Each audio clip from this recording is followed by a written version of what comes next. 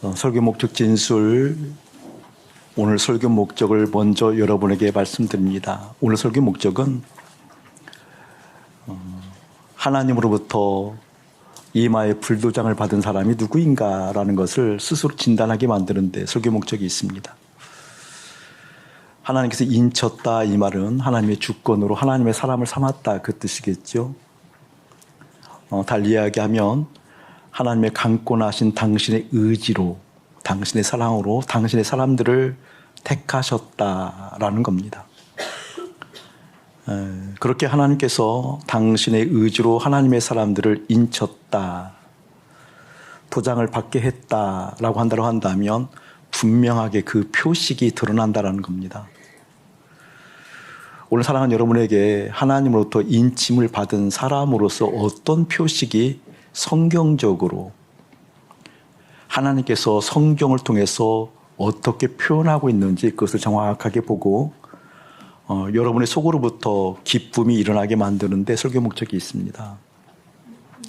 주적 체질을 가지고 있기 때문에 이 모양 저 모양으로 아파하고 힘들어하고 때로는 죄의식 때문에 어려워하는 하나님의 사람들이 있습니다. 그럼에도 불구하고 하나님께서 당신 의지를 가지고 인쳤다라는 것이 아마 여러분에게 오늘 일깨워지면 그러함에도 불구하고 기쁨이 일어나게 될 겁니다. 그럼에도 불구하고 이렇게 살아야지라고 하는 다시 한번 십자가에서 두 주먹 불끈 쥐고 결심하는 일이 일어나게 될 겁니다. 오늘 하나님 앞에서 감사와 감격, 기쁨과 사랑과 환희, 그거와 더불어서 두 주먹 불끈 쥐고 결심하는 일들이 아마 여기에 계신 많은 분들에게 일어나게 될 거예요. 그럼 내가 하나님으로부터 인침을 받은 사람이구나. 내가 하나님으로부터 도장을 꽉 받은 사람이구나. 그러한 것이 내 존재를 얼마나 든든하게 하는지, 그러한 내용이 내 존재를 얼마나 힘있게 하는지, 그래서 삶의 자리에서 형편에 관계없이 형편을 개척하고 보수하고 새롭게 하려고 하는 것이 먼저가 아니라 그 형편에 관계없이 내 속에 끝없는 하늘의 자원이 깃들어서 하늘의 힘, 하늘의 권능, 하늘의 능력이 깃들어서 넉넉하게 그 자리에서 기뻐하고 감사하고 사랑할 수 있는 그런 능력을 확인하게 되실 것입니다. 함께 기뻐할 자들은 기뻐하고 그렇지 못한, 다시 말하면 체크사항이 나와 세당이 없어서 힘든 분들에게는 다시 한번 고개를 하나님께 돌리라는 겁니다. 다시 한번 심령의, 심정의, 마음의 방향을 하나님께 돌리라는 겁니다. 하나님의 긍휼 필요합니다. 하나님의 은혜 필요합니다. 하나님께서 불쌍히 여기심이 필요합니다. 라고 하는 것들이 다시 한번 일어나 하나님의 긍휼히 여기심을 또 하나 아울러 경험했으면 참 좋겠습니다. 그러한 은혜가 예수의 이름으로 가득할지어다. 라벨링 효과라는 것이 있죠. 심리학적으로나 사회학적인 용어로서 라벨링 효과라는 것이 있어요. 라벨링 임팩트라고 하는데, 어떠한 한 자연인에게 그렇게 어떤 라벨을 붙이면, 어떤 딱지를 붙이면, 도장을 찍게 되어지면 그 사람의 정체성과 행동에 대해서 심대한 영향을 끼친다라는 거예요. 스티그마 이펙트라고 그러죠. 그러니까 어떤 딱지 마냥, 도장 마냥으로 그 사람이 딱 그 라벨을 붙이게 되어지면 그 사람이 살아가는 일에 있어서 많은 영향을 받습니다. 문제아가 문제아로서의 어떤 기질이 있고 그런 일들을 하게 되면 문제하게 되겠죠. 그런데 주변에서 문제아라는 라벨을 딱 붙이게 되어지면 그 문제아라는 라벨을 받은 사람의 정체성을 형성해 가는데 행동에 있어서 심각하게 영향을 끼치죠. 좀 뭔가 부족한 듯해도 그 부족한 듯한 사람에게 다른 건강한 이름을 붙여주면 또 거기에 맞는 영향을 받는다는 그런 의미겠죠. 1850년대 그때 출간되어진 책 중에 하나가 유명한 책이 있어요. 주홍글씨 아시죠, 여러분? 주홍글씨. 그 내용은 여러분 이제 창세히 알기 때문에 A라는 간통이라는 그런 약자를 이렇게 딱 붙였을 때 살아가는 여러 청교도의 신앙의 이중성, 그리고 꿋꿋하게 하나님을 바라보는 그런 삶들. 그런 것도 있고, 또 우리 보면 예전에 서부 영화 같은 데 보면 말에 등짝에 이렇게 딱 도장을 찍잖아요. 도장을 쫙 찍어서 내 말이라고 표시를 하게 되어지죠. 이 라벨링 효과가 부정적으로 쓰일 때가 참 많아요. 그러니까 지역적인 어떤 라벨을 딱 붙이잖아요. 그래서 어떤 지역을 비하한다든지 지역에 대한 이미지를 각인시킨다든지, 그건 아주 사회적으로 굉장히 악한 거죠. 또 어떠한 사람의 생각, 사상, 뜻 이런 것에도 라벨을 딱 붙여서 어떤 사람을 규정해 내잖아요. 규정해 내서 그에 맞게 뭐라 그럴까, 그 사람에 대해서 오고도 가도 못하게 만드는 그런 악함들이 우리에게 있어요. 이런 라벨링 효과가 사회적으로 심리적으로 우리를 지배하고 있지만 하나님께서도 우리에게 당신의 라벨을 딱 붙였어요. 낙인 효과라고 그러는데 오늘 말씀도 하나님께서 인쳤다 그러잖아요. 인쳤다. 하나님께서도 조금 부정적인 언어로 제가 표현한다고 한다면 낙인을 찍은 게 있거든요. 하나님으로부터 낙인을 받게 되어지면, 도장을 받게 되어지면 어떤 일이 일어나는가라는 것을 오늘 말씀으로 보려고 하는 거예요. 하나님께서 나에게 인쳤다, 이마에 불두장을 찍었다라고 한다면 불두장을 받은 사람들은 그 사람이 살아가는 정체성, 그 사람의 정체성에 어떤 영향을 끼쳤고 그 사람의 행동 양식에 있어서 어떻게 행동 양식이 변했지라고 하는 것이 뚜렷하게 나타난다라는 거예요. 사회적으로도 그러는데 하나님께서 인쳤다라고 한다고 한다면 분명하게 나타나는 현상이 있을 거다 그 말입니다. 오늘 그 나타나는 현상이 여러분에게 기쁨을 주게 될 거예요. 와, 그렇구나, 맞지, 그럼 맞지, 하나님 감사합니다 라고 하게 될 거예요. 이마에 인쳤다 이렇게 얘기하는데 여러 가지 이제 재미있는 해석들이 있어요. 성경을 해석할 때 보편적으로 해석할 때 보면 예수님께서 머리에 가시관을 쓰셨다라고 했을 때, 그렇죠? 손과 발에 못을 박혔다, 옆구리 창을 찢겼다, 등에 채찍을 맞았다, 턱수를 못 빼셨다. 7번의 피를 흘릴 때에도 각기 의미가 있어요. 각기 해석점이 주어지는데 특별히 가시관을 머리에 쓰셨다라고 했을 때는 특별한 의미가 있어요. 무엇을 의미하는 거니? 머리에 가시관을 쓰셨다 이 말은 생각이 전환되었다 그 뜻입니다. 생각, 가치. 여러분, 생각과 가치가 있을 때, 뚜렷할 때 그 점을 향해서 그 지향점을 목표로 삼고 달려가는 게 인간이잖아요. 이 생각이 무엇인가 뚜렷하게 가치가 형성되어 있어요. 형성되어진 그 가치를 향해 달려가거든요. 근데 예수님께서 머리에 가시관을 쓰셨다라고 하면서 저주를 걸었다 이 말은 무슨 말이에요? 그동안 우리가 지향했던 가치들이 끊어지고 가치가 새로워졌다는 거예요. 생각의 전환이 이루어졌다는 거거든요. 그러니까 예수를 믿으면, 예수님과 함께 십자가에 연합하게 되어지면, 예수님과 함께 머리에 가시관을 쓰신 것이 실제 된 사건으로 내게 이입되어지면 생각의 전환은 반드시 일어납니다. 가치의 전환은 반드시 일어납니다. 마찬가지로 오늘 이마에 인을 쳤다라고 얘기하잖아요. 이마에.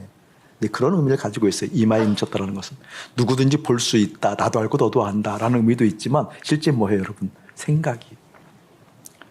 그 사람이 지향하고 있는 가치점이, 지향점이 달라졌다는 의미를 가지고 있어요. 달라졌기 때문에 반드시 행동 양식이 달라지겠죠. 행동 양식이. 오늘 그것을 보려고 그래요. 다시 한번 제가 4절을 읽어드릴게요. 내가 인침을 받은 자의 수를 들으니 이스라엘 지파의 각 지파 중에서 인침을 받은 자들이 14만 4천이니. 여러분이 그동안 귀로 들려온 소리 그리고 들었던 풍월이 많이 있어요. 14만 4천에 대해서.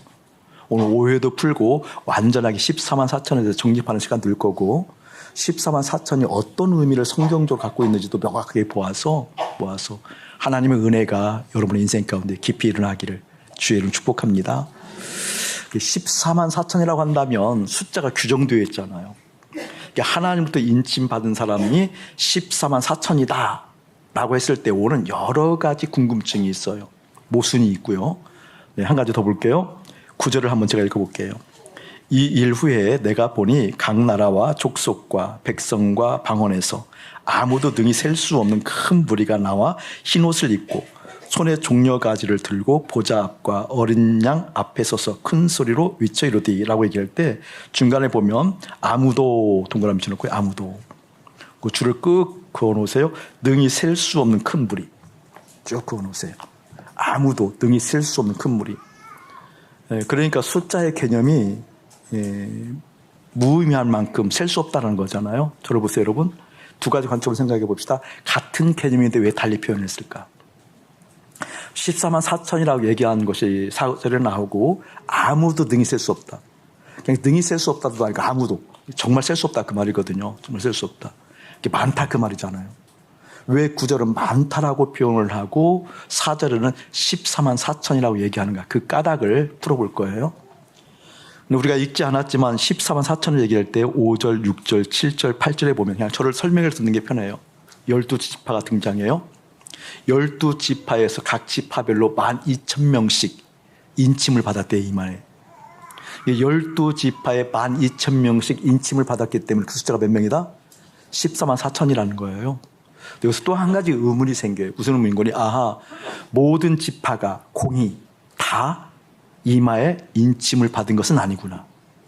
맞죠? 12지파가 14만 4천 명이 아니잖아요. 이보다 훨씬 많잖아요. 이보다 훨씬 많잖아요. 그렇죠? 훨씬 많은데 이 훨씬 많은 사람들 중에서 14만 4천이라고 얘기한 까닭이 뭘까? 물론 실제 다 이마에 인침을 받지 않았다. 이 말도 맞아요. 그런데 그렇게 받지 못하고 14만 4천 명만 받았느냐? 그것을 해석하려고 그러는 거예요. 14만 4천을 얘기하고 9절에서는 아무도 능히 셀 수 없는 큰 무리라고 이야기한 까닭이 뭘까라는 걸 볼 거예요. 자, 그러기 위해서 여기를 보도록 하겠습니다. 1절 한번 읽어봅시다. 7장 1절 시작. 이 일 후에 내가 내 천사가 땅 내 모퉁이에 선 것을 보니 땅의 사방의 바람을 붙잡아 바람으로 하여금 땅에나 바다에나 각종 나무에 불지 못하게 하더라. 저를 보세요, 여러분.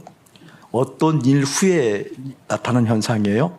이 일 후에 내 천사가 땅에 동서남북 다시 말하면 네 군데에서 땅을 잡고 있대요. 땅을 잡고 있는 까닭이 어떠한 까닭인 거니? 바람을 붙잡아 바람으로 하여금 땅에나 바다에나 각종 나무에 불지 못하게 하더라 라고 이야기하면서 3절 보니까 이로되 우리가 우리 하나님의 종들의 이마에 인치기까지 땅에나 바다나 나무들을 해하지 말라. 저를 보세요, 여러분. 내 천사가 땅에 내 귀퉁이를 붙들고 있어서 바람도 그 어떤 것도 땅을 손상시키지 못하는 까닭은 딱 하나. 무엇이었다? 하나님께서 작정한 사람들에게 이마에 인치기 전까지 그렇게 했다라는 거예요. 이 말은 구체적으로 어떤 의미인 거니?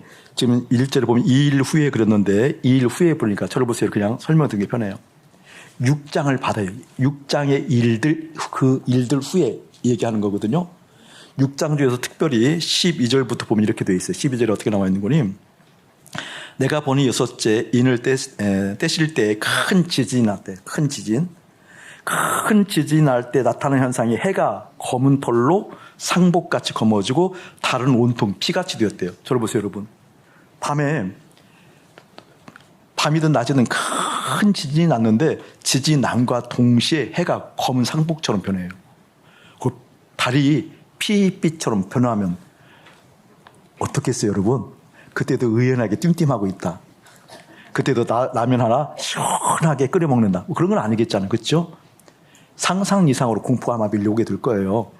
13절에 보면 그때 거기서 끼치는 것이 아니라 하늘의 별들이 무화과 나무가 대풍에 흔들려 설익은 열매가 떨어지는 것 같이 땅에 떨어지더라. 큰 지진이 나고 달빛은 핏빛으로 변하고 태양은 상복을 입은 채 검게 변하는데 그때 하늘의 별들은 무화과 나무에서 무화과가 떨어지는 것처럼 떨어진다는 거죠. 그리고 나서 14절에 보니까 하늘은 두루마기가 말리는 것 같이 떠나가고 막 산들과 섬들은 위치를 넘어서서 각기 산들과 섬들이 혼돈을 일으켜서 위치를 움직이게 되어지고 그때 15절 보니까 땅의 임금들과 왕족들과 장군들과 부자들과 강한 자들과 모든 종과 자유인이 많은 사람들이에요. 많은 사람들이 굴과 산들의 바위 틈에 숨었대요. 그리고 16절 보니까 산들과 바위에서 말하되 우리 위에 떨어져 보좌에 앉으신 이의 얼굴에서와 그 어린 양의 진노에서 우리를 가리라 뭐 이렇게 얘기하고 있다는 거죠. 산과 바위 틈에서 시편에 보면 어떤 묘사도 있는 거니 바위야 내게 떨어져라 산들아 내게 무너져라. 하나님의 진노가 너무 무서워서 어린 양의 진노가 너무 무서워서 차라리 그게 깔려서 죽고 싶다라는 거예요. 근데 그러한 일들이 일어나지 않고 지금 천사가 땅을 딱 붙들고 있는 까닭을. 그러한 일들이 언젠가는 오잖아요. 그렇죠? 마리레는 와요. 마리레는. 예수님이 심판을 오실 때는 이런 일이 실제 일어나거든요. 근데 그 전에 그 일이 일어나지 않고 지금도 심판 얘기를 하면 지금도 땅을 딱 붙들고 있는 까닭은 딱 하나였다. 무엇이다? 하나님께서 당신의 사랑하는 사람들에게 이마에 인침을 받을 사람들을 어떻게 그때까지 기다리기 위해서 그러고 있다 그 말이에요. 자, 이마에 인친 사람들을 지금 4절에는 뭐라고 표현하고 있다? 4절에는 14만 4천 명으로. 자, 보세요. 근데 9절은 뭐라고 표현하고 있는 거니? 셀 수 없이, 능히 셀 수 없을 만큼 많은 숫자다 얘기하고 있다는 거예요. 그럼 9절부터 얘기를 할게요. 저를 보세요, 여러분. 9절에 아무도 능히 셀 수 없는 사람이 많다라고 하는 의미는 이런 의미예요. 다른 의미가 아니라. 다시 말하면 인침을 받았다는 것은 하나님의 사람이에요. 그렇죠? 하나님의 도장을 받았으니까.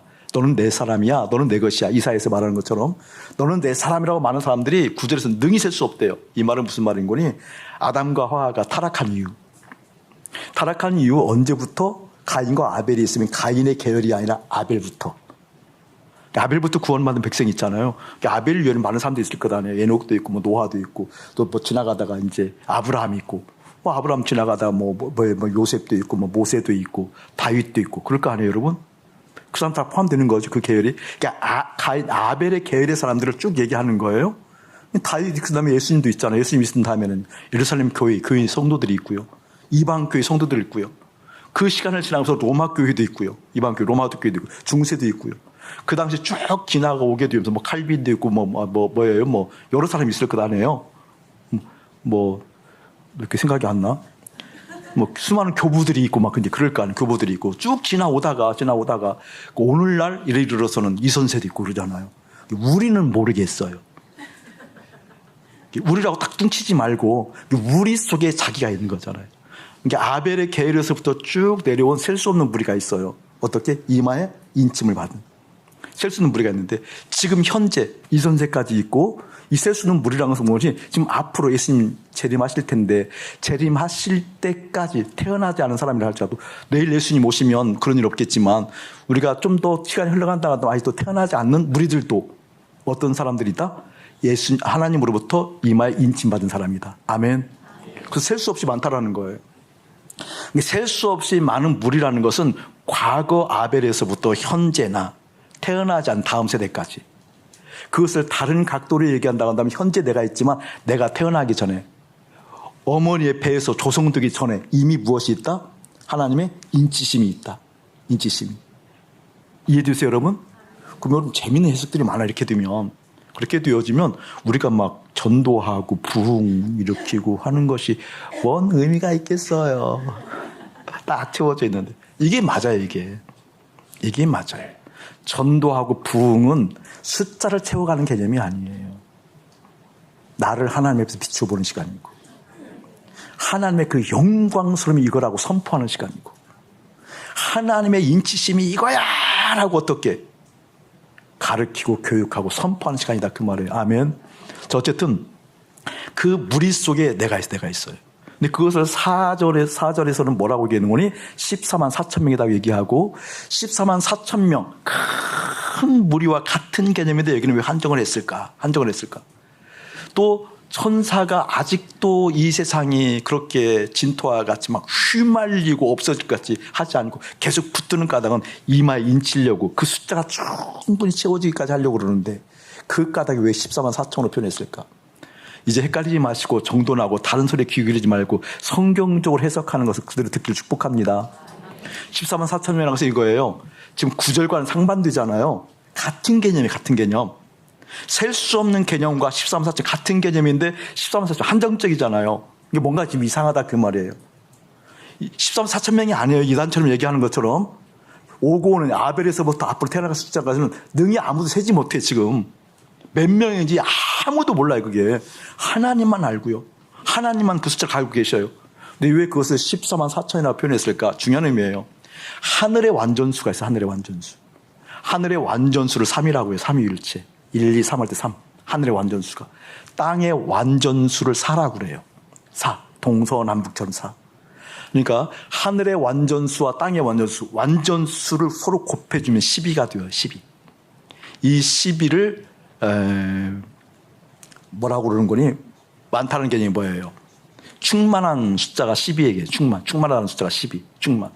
완전수 곱하기 완전수로 하게 되어지면 충만한 수가 되어져요. 충만을 또 충만으로 곱해주면 몇이 되어져요, 여러분? 144. 충만으로 곱했기 때문에 이 뜻을 해석하면 어떤 뜻이에요? 충분하게 충분한 거예요. 충분하게 충만한 곳에 천이라는 숫자는 성경에서 표현할 때 어떻게 표현한 거니? 크다라고 표현할 때, 최고로 크다라고 표현할 때 그 크다라는 대표 숫자가 천이에요. 천. 이게 144 곱하기 천 하면 그게 몇 되어져요, 여러분? 14만 4천. 14만 4천. 그러니까 지금 천사가 내 천사가 땅의 귀퉁이를 붙들고 무엇을 기다리고 있는 거니? 하나님께서 이마에 인칠 그 작정한 사람들이 어떻게 충분하게 찰 때까지 기다리는 개념이 무엇이다? 14만 4천이다. 아멘. 이게 14만 4천이다. 숫자를 얘기하는 게 아니에요. 숫자를 하면 구절이 없어야 돼요. 그러면 구절이 아무도 등이 셀 수 없는 큰 불이 이게 없어야 된다니까요. 실제 하나님께 인침받은 사람들은 아벨의 계열에서도 지금까지 앞으로 태어나 주님 재림하실 때까지 그 많은 숫자라고요. 이 14만 4천은 무엇이다? 성경에서 얘기하는 완전수가 하늘의 완전수, 땅의 완전수가 곱아졌을 때 충만한 수고, 충만한 수 곱하기 충만한 수하고 가장 큰 숫자를 얘기했을 때 이 얘기는 무슨 얘기예요? 하나님의 작정하심은 단 한 점, 단 한 흠도 없이 온전하게 완전하게 이루어진다 그 뜻이에요. 아멘. 그때까지 어떻게 혼란한 것 같으나, 지금 무너질 것 같으나, 그 숫자가 채워지기 전까지는 어떻게 천사가 붙들고 있어서 넘어질 것 같으나 넘어지지 않고 온전하다 그 말입니다. 아멘. 자, 이제 본론이에요. 그렇다 한다면 그 충만한 수가 어떤 숫자인 거니? 성경은 이마에 인침을 받았다 그 뜻이에요. 이마에 도장을 받았다 그 뜻이에요. 이마에 도장을 받았다고 한다면 이 사람들은 어떤 특징이 있을까? 다시 한번 구절 읽어봅시다. 시작. 이 일 후에 내가 보니 각 나라와 족속과 백성과 방언에서 아무도 능히 셀 수 없는 큰 무리가 나와 흰옷을 입고 손에 종려 가지를 들고 보좌 앞과 어린 양 앞에 서서 큰 소리 외쳐 이르되. 자, 흰옷 동그라미 치고요. 흰옷을 입고 줄거 놓으세요. 흰옷 동그라미 치고 흰옷을 입고까지 줄거 놓고요. 두 번째, 손에 종려 가지를 들고 줄거 놓고요. 종려나무 동그라미 쳐놓으세요. 들어보세요, 여러분. 이마에 인침받은 사람들의 특징은 어떤 형태로 나타나는 거니? 흰옷을 입은 형태로 나타나요. 또 하나는 손에 종려나무를 나무가지를 들었어요. 그러고 나서 뭐 하는 거니? 큰 소리를 외쳐요. 큰 소리로. 큰 소리를 외치는데 어떤 소리를 외치는 거니? 구원하심이 보좌에 앉으신 우리 하나님과 어린 양의 있도다. 오늘 찬양처럼. 여러분 찬양했네? 외쳐 불렀네요? 이제 그런 의미가 아니에요. 이게 흰 옷을 입었기 때문에 손에 종려나무를 들었기 때문에 뭘 하는 거니? 큰 소리로. 큰 소리라는 것은 소리가 크다 그 뜻이 아니에요. 그것 하나다 그 뜻이에요. 우리는 많은 생각이 있어요. 많은 가치가 있어요. 많은 추구하는 점들이 있어요.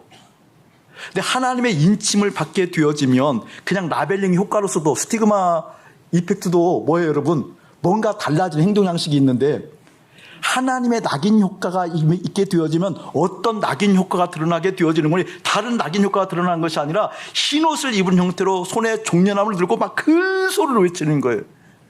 찬양이, 영광이, 존귀가, 구원이, 아름다움이 하나님께 있었어요. 하나님께 있었어요. 이렇게 바뀌더라 그 말이에요. 그 내용을 얘기하려고 그러는 거예요.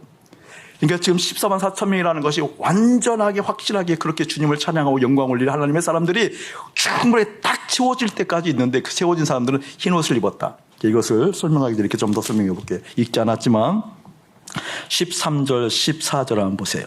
눈으로 보세요. 제가 읽을게요. 13절입니다. 장로 중 하나가 응답하여 나에게 이르되 이 흰 옷 입은 자들이 누구며 또 어디서 왔느냐. 흰 옷 입은 자 줄거놓아야 되겠죠? 흰 옷 입은 자. 자, 14절 읽습니다. 내가 말하기를 내 주여 당신이 아시나이다 하니 그가 나에게 이르되 이는 큰 환난에서 나오는 자들인데. 자, 이는 큰 환난에서 나오는 자들인데 줄거놓으세요. 그리고 큰 환난 동그라미 쳐주세요. 저를 보세요, 여러분. 쉽게 설명하려고 하는 거예요. 흰 옷 입은 자들이 있는데 흰 옷 입은 자들이 어떠한 사람인 거니? 오늘 계시록 7장에서는 어떻게 표현하고 있는 거니? 큰 환난에서 나온 사람들이었다 그 말이에요. 큰 환난에서 나오지 않으면 흰 옷 입은 사람이 아니다 그 뜻이에요. 그 의미가 뭔가를 설명하려고 그러는 거예요. 흰 옷을 입었다는 것은 기본적으로 여러분이 생각할 수 있는 개념이 있잖아요. 깨끗해졌다. 깨끗해졌으니까 신분이 변화되어졌다. 죄가 용서함 받았다. 그래서 하나님께서 우리를 사귈만 하다. 하나님께서 우리를 상대할 만하다. 이제 그런 의미의 해석들은 다 있잖아요. 해석들은. 흰 옷을 입었다는 것은 신분이 변화된 건 맞는데 신분이 변화된 것을 오늘 계시록 7장은 뭐라고 표현하고 있는 거니? 큰 환난에서 나온 자들이에요. 그러니까 환난에서 못 나오면 흰 옷 입은 자가 아니겠죠. 여기까지 이해되면 크게 아멘. 그러니까 뒤 생각하지 말고 순간순간 아멘 하셔야 돼요. 이해되면. 이 큰 환난에서 안 나오면 안 되는 거예요. 자, 이렇다고 한다면 중요한 해석이 또 하나 있어요. 이게 주석의 오류이기도 하고 한계이기도 하고 때로는 참 이렇게 많은 믿음의 그 신학자들이 좀 이해가 안 될 때가 있는데 이런 부분이 저는 잘 이해가 안 돼요. 이것을 해석할 때 어떻게 해석하는 거니? 예수님께서 재림하실 때 재림에 임박하게 되어지면 아까 6장처럼 얘기했던 것처럼 큰 환난이 있잖아요. 예를 들면 이제 그런 환난으로 이것을 얘기를 해요.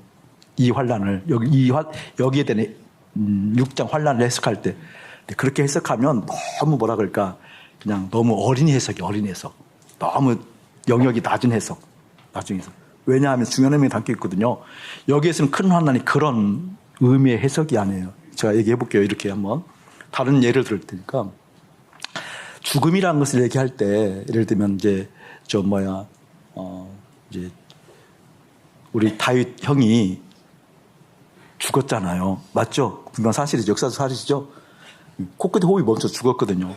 다윗 형이 죽을 때 이제 죽었을 때 다윗 형이 코끝에 호흡이 멈추면 죽는 순간에 죽음에 이르렀을 때 그때에도 시간과 공간의 개념의 구속을 받을까요? 시간의 개념이 초월할까요?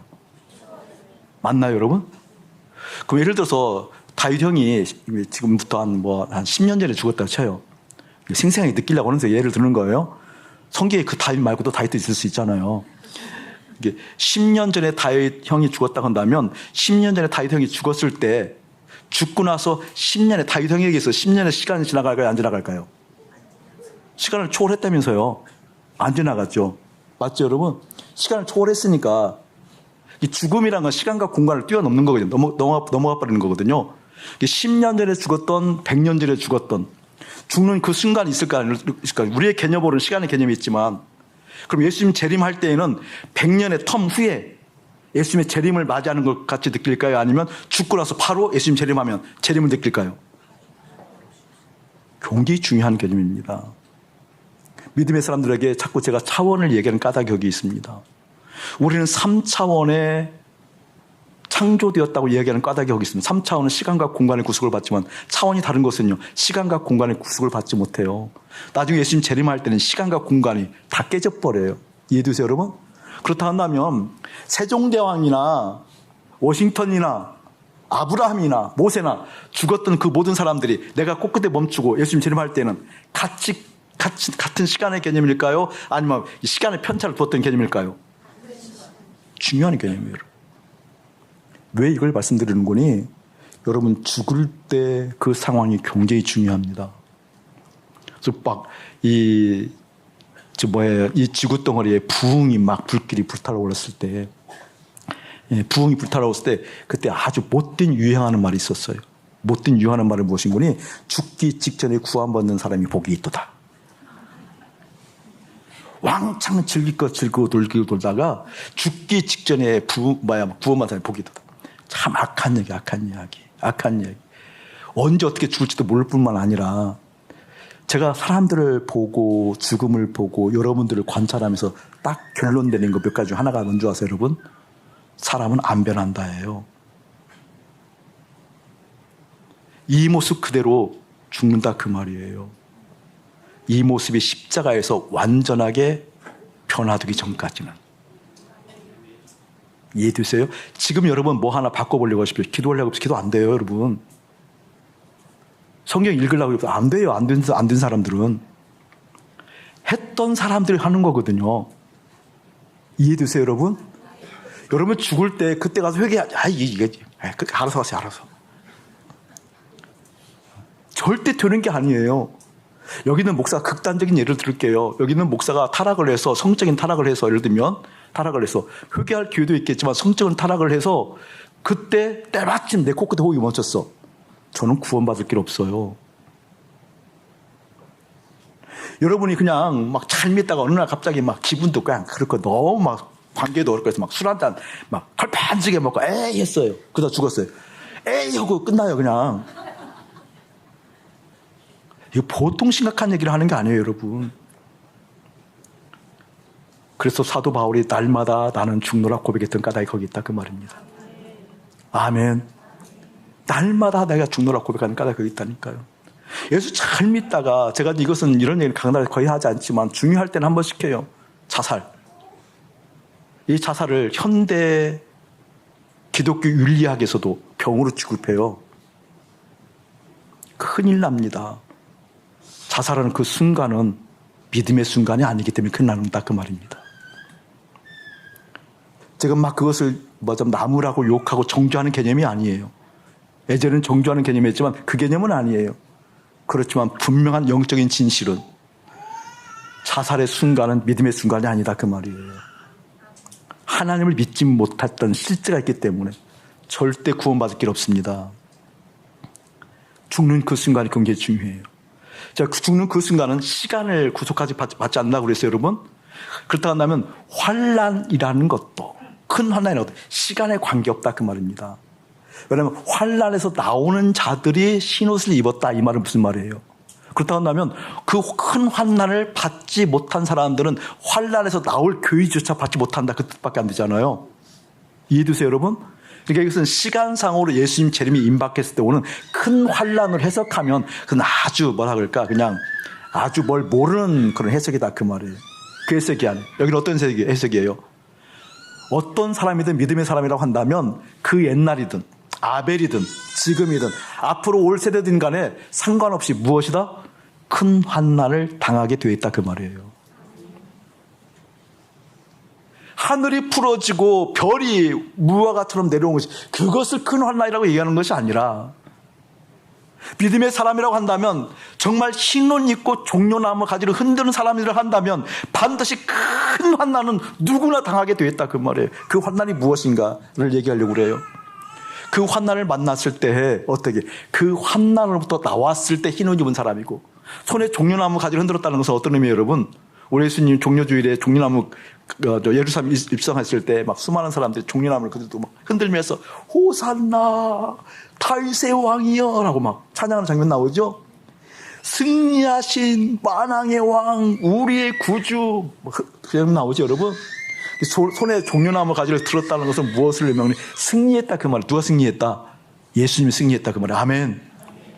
그러니까 흰옷을 입었다, 그 다음에 뭐예요? 종려나무를 가졌다 이 들은 것은 무슨 말이고니? 결론적으로 이야기하면 승리했다 그 뜻이에요. 근데 그 승리가 내가 승리했다가 아니라 어떤 승리?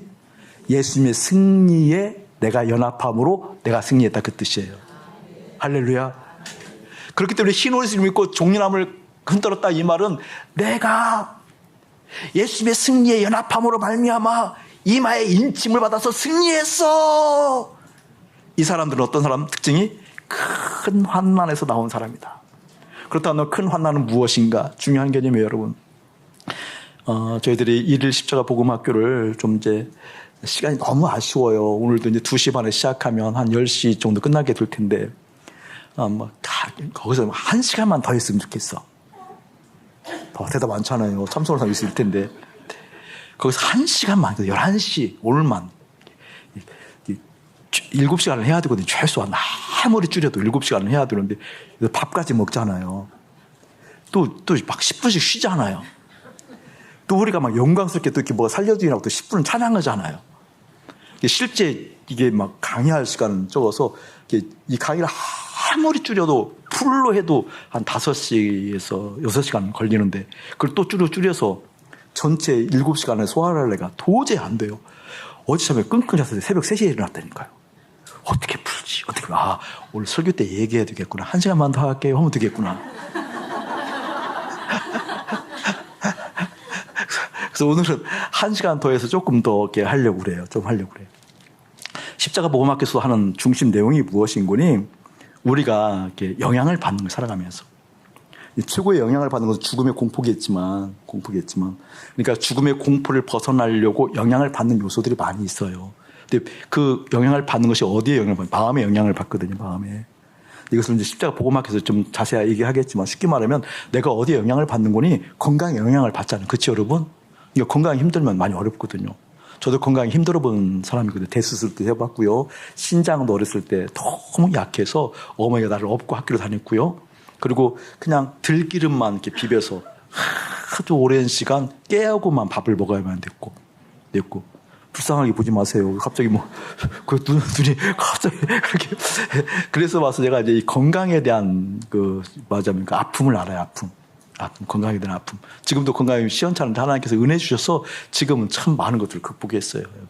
물론 제가 우리 로이 큰 누나가 누구죠?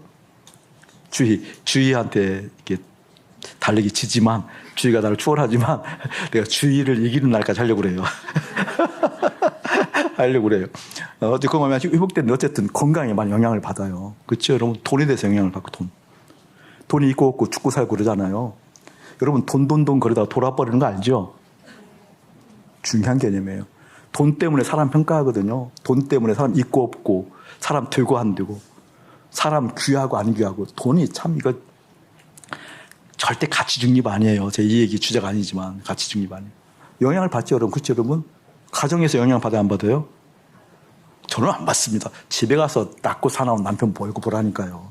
영향 받죠. 집에 가서 아이들 그냥 툭툭 했는데, 더구나 그뿐만 아니라 가정이 엉망진창입니다. 영향 받아요. 가정 영향 받죠. 그렇죠, 여러분? 사회적으로 위치, 인정받는 거, 영향 받죠, 여러분? 이런 영향 받는 것들이 있어요. 그것을 목사님은 어떻게 표현한 거니? 마음에 살되어 있다 표현해요. 맞죠, 여러분? 그러니까 자식이 잘못되면 살점이 떨어져 나가는 것처럼 아프다고 그렇게. 네. 우리 정치인들 보면 동료들이 어떻게 잘못되어지면 막 살점이 떨어져 나가는 것처럼 아프다고. 이게 정치가 실제로 그 사람에 영향을 끼치기 때문에 그렇죠. 돈이 영향을 끼치는 사람, 돈이 힘들고 어렵고 하게 되면 살이 떨어져 나가는 것처럼. 맞죠, 여러분? 이 개념을 자세히는 지금 풀지 않겠지만 어쨌든 여러분에게는 하늘에서 별이 떨어지고 부가점 떨어지고 막 지진이 일어나는 그 공포도 있지만 모든 사람들에게 있어서는 어떤 공포가 있다? 지금 얘기했지만 이런 것처럼 가정에 대해서, 돈에 대해서, 건강에 대해서, 인정에 대해서, 성공에 대해서, 이런 것에 대해서. 왜? 온통 땅에 주목되어 있는. 그렇기 때문에 흰옷을 입었다, 이 말은 무슨 말인 거예요? 마음이 거기에 가 있지 않고, 마음이 어떻게? 땅에 가 있지 않고, 마음이 그곳에 가 있지 않고, 마음이 하늘에 가 있는 것을 흰옷을 입었다, 그 뜻입니다. 아멘.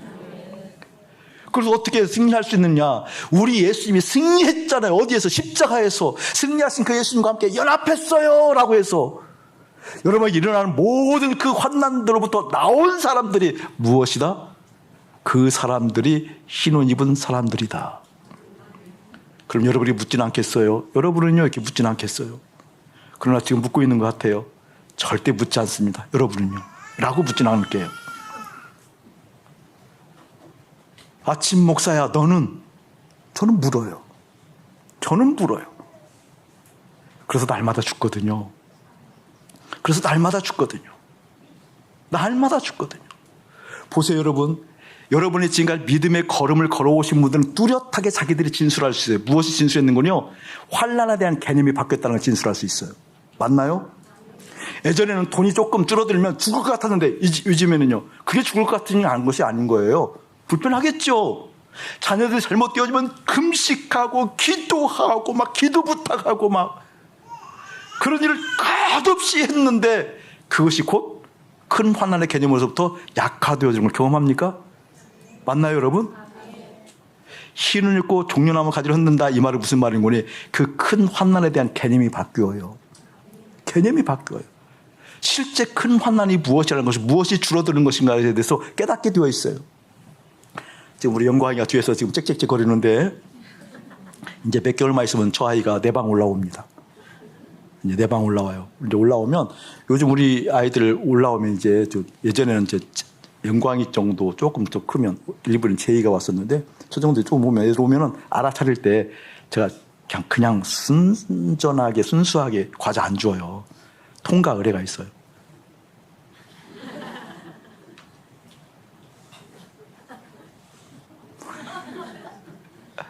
일부 뽀뽀를 하거든요.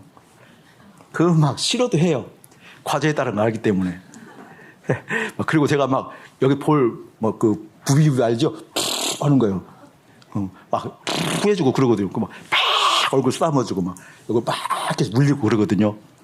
근데 그러고 나서 과자문을 싹 열어요. 그럼 애들이 눈이 막 흐둥겨지거든요. 요즘 추석 지나고 나서 보물창고가 아주 풍성합니다. 요즘 애들은 이렇게 하면 이제 다 컸어. 우리 아이들이 대부분 이제는 컸어요. 좀 컸기 때문에 지금 이렇게 하면 막 인상을 쓰고 그래요. 나도 하고 싶진 않은데 뭐 내가 꼭 쟤들 위해서 그랬지 내가 한 건 아닌데 인상을 쓰고 그러면서 엥 하면서 그냥 그 부몰창고에 딱 갔습니다. 이렇게 지금은. 주기 전까지. 딱 열으면은요. 손부터 가요. 손부터 가요. 그럼 절대 제가 순순히 안 줘요. 일부러 골리지요. 그래서 애가 하도 오다 보니까 뭘 좋아하는 줄 알아요. 그래서 덜 좋아하는 걸 줘요. 그리고 물 딱 닫아버려요. 그러면 정말 삐져서 가요. 그럼 달래야 하잖아요. 전 안 달래요. 왜냐면 꼭 네가 원하는 대로 사는 것이 인생이 아니란다라는 것을 보여주고 싶어서. 정말 그런다고요. 정말. 정말 그래서 부모 어머니한테 가서 오늘은 목사님이 내가 원하는 거 다 안 줘서 이런 애들도 있어요. 또 어떤 날은 하나를 골랐는데 제가 곱하기 한 10을 줘요. 곱하기 2, 3이 아니에요. 아주 흡조하를 줘버려요. 막 이래서 가거든요. 이래서 가거든요. 이게 얘들을 보면 어떤 개념이 있는 거니 자기가 무엇인가 마음으로 흡족한 개념이 있고 흡족하지 못한 개념이 있어요. 자, 이 환난의 개념하고 구원의 개념을 맞춰볼게요, 여러분. 구원이라는 것은 뭘까요, 여러분? 쉽게 이야기하면 여러분 구원은 다른 개념이 아니에요. 환난도 두려워하는 이유가 있어요. 왜 두려워하는 거니? 잃어버릴까 봐, 상실할까 봐. 맞습니까? 환난이 두려운 까닭은 상실감 때문에 그래요. 여러분 구분하셔야 돼요. 상실과 상실감은 달라요. 상실, 10이라는 숫자만큼 상실했다고 치지만 사람에 따라서는 이 10이라는 숫자를 어떤 사람은 100으로 느낄 수도 있고 어떤 사람은 0으로 느낄 수도 있다니까요. 이게 상실은 객관적 지표이지만 상실감은 객관적 지표가 아니에요. 달라요, 여러분. 이해되세요, 여러분? 그러니까 우리 아이들이 와서 딱 열고 자기들이 원하는 것을 못 받으면 너무 힘들어 하거든요. 구원이라는 것은 뭐예요, 여러분? 상실감으로부터 회복되는 게 구원입니다. 그 의미 알아듣겠죠? 자, 그러면 믿음의 사람들은 이 환난에 대한 상실감에 대한 수치가 달라진다니까 믿게 되어지면 제가 몽골에 여러 번 가봤는데 몽골에서는 중요한 자원 중에 하나가 재산 중에 하나가 똥이에요. 강단 용어가 적합하지 않지만 그래도 여러분 그냥 편하게 똥. 이게 동물들의 똥이 왜 중요해요? 연료로 사용해요. 그래서 똥을 모으는 창고가 따로 있어요. 다 거의 집집마다. 예전에 우리 튜비나 집을 창고에 쌓아놓듯이 똥이 쌓여 있어요, 땅에. 똥은 아주 중요한 거거든요. 거기는 아주 중요한 가치가 있죠. 그렇지만 여러분도 똥이 중요해요? 오늘 예배 마치고 집에 갔더니 8톤 트럭으로 똥이 와 있더라. 아마 힘들 거예요, 그렇죠? 다 가치가 다르거든요, 가치가. 근데 믿음의 사람들은 그 상실감의 정도가 달라지고 환난에 대한 정도가 달라진다니까요. 맞습니까, 여러분? 중요한 개념이에요. 아주 중요한 개념입니다. 오늘 이 환난으로부터 나오더라라고 했을 때 믿음의 사람들은 반드시 믿고 주님을 알기 시작하게 되어지면 그동안 가치 있게 여겼던 내용들이 어떻게 바뀌더라. 다시 말하면 이런 거거든요. 소원이 달라져요. 지향점이 달라져요. 지금은 우리가 웬만큼 예수 믿어도 있는 것을 위해서 추구하잖아요. 든 것을 위해서 추구하잖아요. 인정받는 것을 위해서 이 세상에 열심히 땀 흘리잖아요. 그래서 하지 말라는 개념이 아니에요. 그런데 주님을 바라고 실제 십자 연합하게 되어지면 내 지향, 궁극적 목표가 달라지는 것만큼은 분명합니다. 믿으십니까? 경험하고 있죠? 달라지지 않아서 갈등할지언정 흰옷 입고 손에 종려나무 가지를 든 사람들은 절대 그 가치를 고수하지는 않는다. 최소한 마음에 큰 짐으로 갈등을 가지고 있다. 맞습니까? 맞습니까? 다른 갈증이 아니라 하나님도 알고 싶다. 왜 나는 하나님이 이렇게 내 마음에 안 채워지는가? 나는 아직도 왜 하나님이 이렇게 내 마음속에 깊이 두르지 않는가? 나는 아직도 왜 하나님을 이용해서 내 갈 길 가려고 바삐 사는가? 분명한 사실입니다. 오늘 그 이야기를 하고 있는 겁니다. 그래서 흰 옷 입고 종려나무를 들었던 사람들의 특징은 이렇게 나타납니다. 의식이 바꾸어져요. 어떤 의식이 바꾸어지는 거니? 사람들은 행복감이라는 것이 기쁨을 통해서 오기 때문에 우리 하나님께서도 당신의 사랑하는 자녀들을 부를 때 내 사랑하는 자요, 내 기뻐하는 자라고 했기 때문에 주님의 임재가 있으면 기쁨이 있거든요. 근데 그 기쁨의 근원이 하나님이 떠나갔기 때문에 그 기쁨을 메울 길이 없어서 그 기쁨을 메우려고 수많은 곳을 가잖아요. 돈 있는 곳으로, 인정받는 곳으로, 뛰어난 곳으로, 힘으로 권력을 가잖아요. 그것을 통해서 기뻐 여기는 것이 있었는데 실제 이마에 인침을 받았기 때문에 나타나는 현상이라니까요. 이마에 인침을 받으면 어떤 현상이 생기는 거니? 그것을 향해서 끝없이 질주했던 가치들이 바뀌고 나 하나님 채워져야 돼요. 맞습니까 여러분? 달라서 그렇게 되하게 된 당위론 때문에 그런 것이 아니라 이마에 인침을 받았어요. 하나님께서 도장을 꽉 찍었기 때문에 나타나는 현상이다 그 말이에요. 어떻게 현상이 나타난다? 다른 것을 통해서 기쁨을 느끼고 사랑을 느끼고 행복을 느꼈던 그 감들이 줄어들고 그 하나님이 고파서 그 하나님이 그리워서 그 하나님이 실제라는 이런 가치 전환이 너무나 뚜렷하게 일어나더라. 맞습니까 여러분?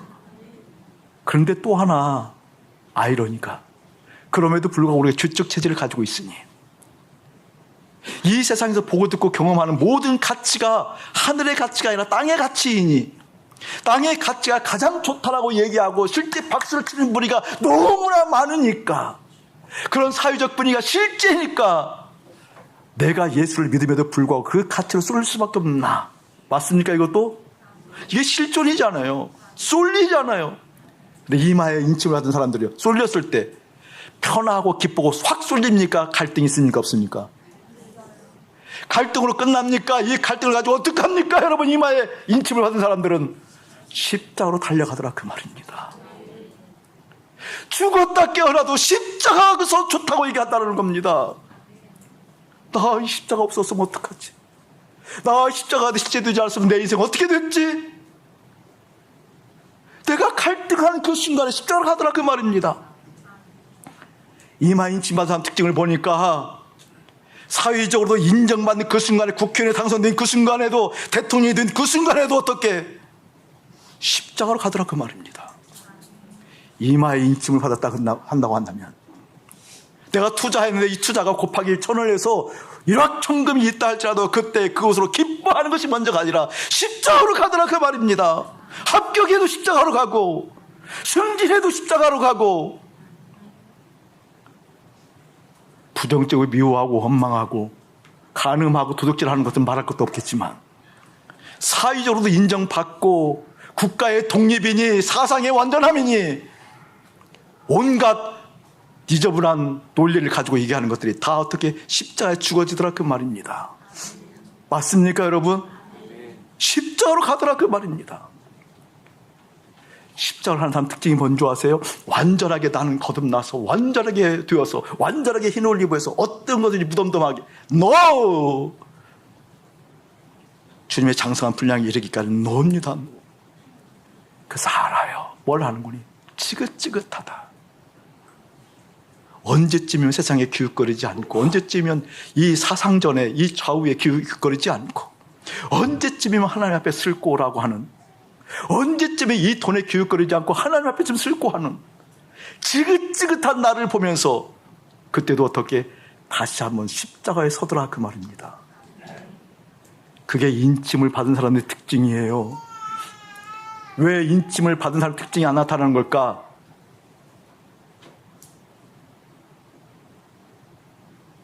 복음을 안 들어서 그래요.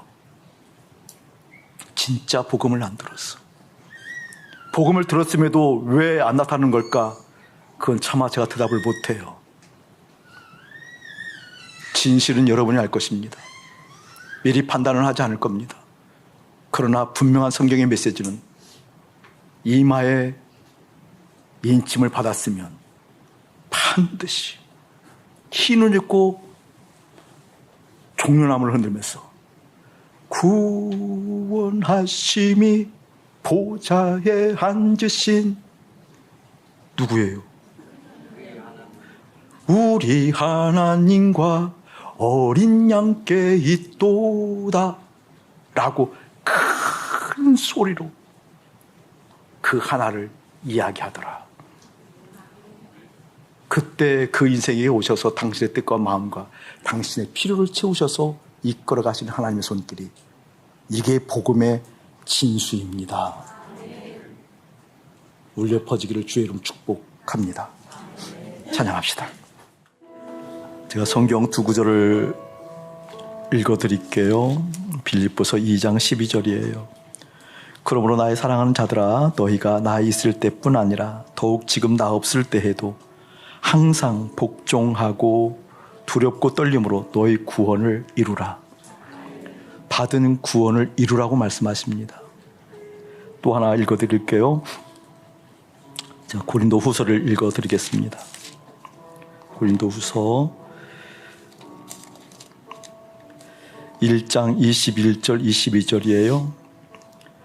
우리를 너희와 함께 그리스도 안에서 굳건하게 하시고 우리에게 기름을 부으신 이는 하나님이시니 그가 또한 우리에게 인치시고 보증으로 우리 마음에 성령을 주셨느니라. 도장 받았기 때문에 성령이 있는 거예요. 그때 비로소 그리스도 안에 있어요. 또 하나 읽어드릴게요. 에베소서를 읽어드리겠습니다. 에베소서 1장 13절 14절이에요. 그 안에서 너희도 진리의 말씀 곧 너희의 구원의 복음을 들었어요. 십자가의 복음을 들었어요. 듣고 주님 안에서 예수 안에서 또한 믿어 약속의 성령으로 인치심을 받았으니 할렐루야 아멘. 이는 우리 기업의 보증이 되사 그 얻으신 것을 속량하시고 그의 영광을 찬송하게 하려 하심이라. 보장 받으면 나타나는 현상이 달라요. 아무 말이나 하지 마세요. 보장 받으면 아무 말이나 하지 마세요. 내가 할 수가 없어요. 판단할 수 없고 비난할 수 없고 아무것도 할 수가 없어요. 그저 부족한 나를 살리신 주님의 은혜에 감격할 따름이에요. 그 은혜가 여러분의 인생 가운데 깊이 들어가기를 예수의 이름으로 축복합니다. 이제는 우리 주 예수 그리스도의 은혜와 우리 아버지 하나님의 극진하신 사랑하심과 성령 하나님의 감화감동 교통하심이 낙인 찍힌 사람 이렇게 산다 예 주님이라고 선포하는 거룩한 백성들 가운데 이대로부터 영원 무궁토록 함께 할지어다. 아멘.